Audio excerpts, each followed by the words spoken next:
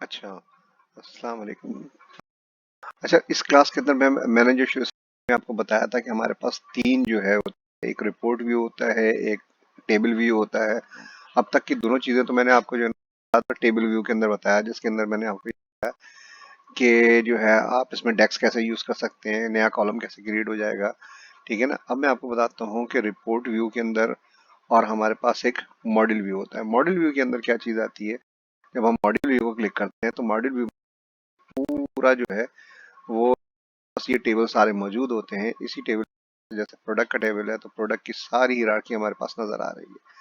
Product view में क्या होता है, डेटा रिलेशनशिप जो है वो हम मैनेज कर सकते हैं, जिसमें हम बता सकते हैं कि एक प्रोडक्ट है, इसके अंदर ये इसकी प्राइमरी की, फॉरेन की, किस तरह से ये चीजें आप रख सकती हैं। जिसमें हम देखा था ना लेफ्ट ज्वाइन, ऑटो ज्वाइन, जो चीजें इस्तेमाल हो रही होती हैं। अच्छा, इसके अंदर जो है वो ये चीजें हो रही होती हैं। अगर हम कहते हैं कि हम इसकी जो रिलेशनशिप है उसको हम कैसे देख सकते हैं और इसकी पूरा व्यू कैसे कर सकते हैं, तो हम कहते हैं कि मैनेज रिलेशनशिप व्यू।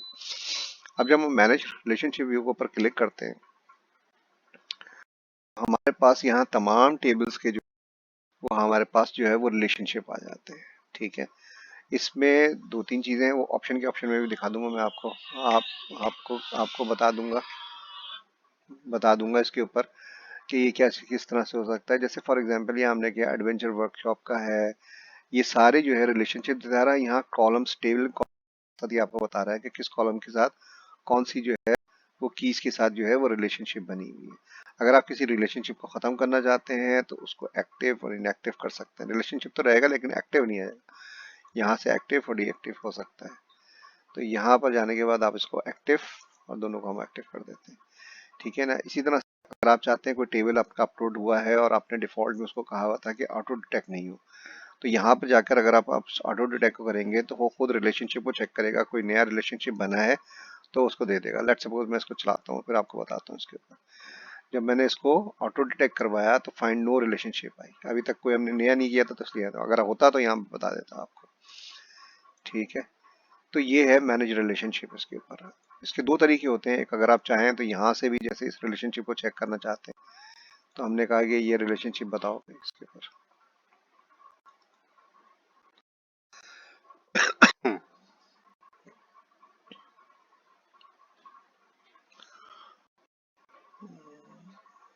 हाँ, यहाँ आ गया। ठीक है ना। अब ये दिखा रहा है, देखें इसके अंदर क्या दिखा रहा है, एडेड रिलेशनशिप के अंदर है सेलेक्ट, ये दिखा रहा है आपके पास। यहाँ से ही आप रिलेशनशिप को चेक कर सकते हैं रिलेशनशिप सही बनी है नहीं है। प्रोडक्ट और कैटेगरी रिलेशनशिप बनी है कि प्रोडक्ट कैटेगरी की इससे और इससे, ये दोनों जो हाईलाइटेड हो रहा है इससे आ रही है। बाय डिफॉल्ट जैसे समटाइम ऐसा भी होता है रिलेशनशिप जो है ना वो गलत बन जाती है, जिसकी अगेंस्ट में डे जाता है। तो ये ऑटो रिलेशनशिप में यही होता है कि हमें इस चीज को जरूर चेक करना चाहिए कि रिलेशनशिप सही मिली है या नहीं मिली है। कारण मैनी टू वन रिलेशनशिप और सिंगल फिल्टर ये दिया हुआ है। ठीक है। तो ये many to one, one to many इस तरह से आ जाता है। यहाँ पर प्रोडक्ट है और यहाँ पर आ रहा होता है। ठीक है। तो रिलेशनशिप के डेटा को आप जो है ना इस तरह से कर सकते हैं। ठीक है। Thank you.